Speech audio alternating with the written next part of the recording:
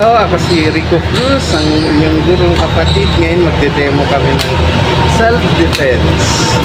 Ako si Jin Reboliego, black belt sa Taekwondo. Lagi kami nagtuturo ng mga techniques, makinig po kayo. Sige, bawa muna tayo sa kanila. Yung ituturo ko ngayon, weapon disarming. Ngayon, baril naman. Paano kung baril? Halimbawa, nakaganyan. Baril, nakatutok. Aagawin ko yung baril sa kanya.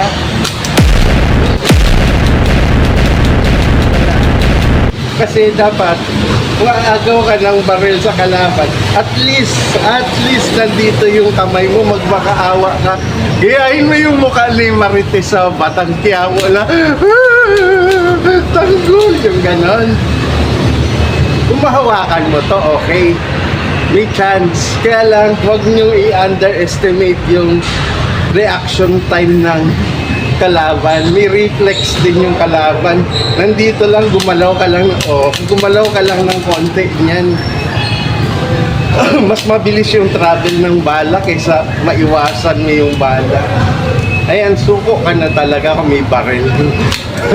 Pero joke lang yun kasi magaling kang umarte, magaling kang artista, umiyak ka, mahawakan mo to, okay yun.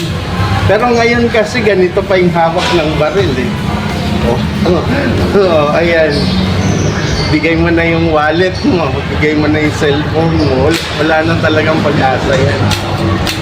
Ganyan. Hihilahin mo, sige, hilahin kita. Mas mabilis yung daliri. Yung ituturo ko na lang ngayon, knife disarming sa ibang angle. Ano yung ibang angle? Hindi ka handa dito sa gilid. Sinaksak ka. Sige, saksak. Tutong saksak ko. I-twist mo lang ng gano'n. Saka sa pangalawang saksak niya, doon ka palang mag-e-explac. Kasi biglaan yan eh. Hindi mo pa alam kung saan iibahin niya yung angle niyan. Kung committed, pwede yun kung committed. Pag ganun mo, kung committed talaga. Paano kung dito ang side? Sa akin kasi gaganon ko yan. Kasi mas safe dito sa likod. Kasi baka pumunot pa ng weapon sa kabila. Ayun. Dito same thing, dito rin sa kabila. Ganun. Depende kung saan siyang angle. Kung yung angle, makita ng peripheral vision mo yung angle, dito sa loob, pag ganun, syempre, doon ka palagi sa labas, hahawiin mo siya ng ganun. Hawak to. Pero kung hindi committed, yung saksak talaga na ganun, ayun, pwede ka na mag-ex-block o alawagan. Pero wag mong sasaluhin ng isang kamay din na hindi mo mahuhuli yan. Paniwala ka sa iba. Paano kung dito naman, dito sa labas? Hindi ganon. Mas madali. Kung committed, ganon ha. Committed. Pero kung yung saksak talaga na,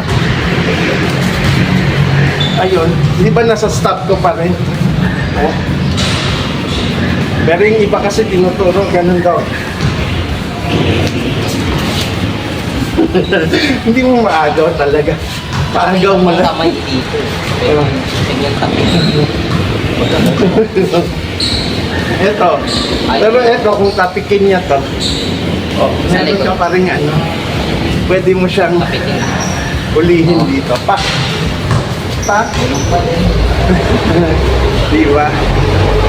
Paano? Abangan niyo ulit kami ha. Sige, kita-kits ulit. Bye.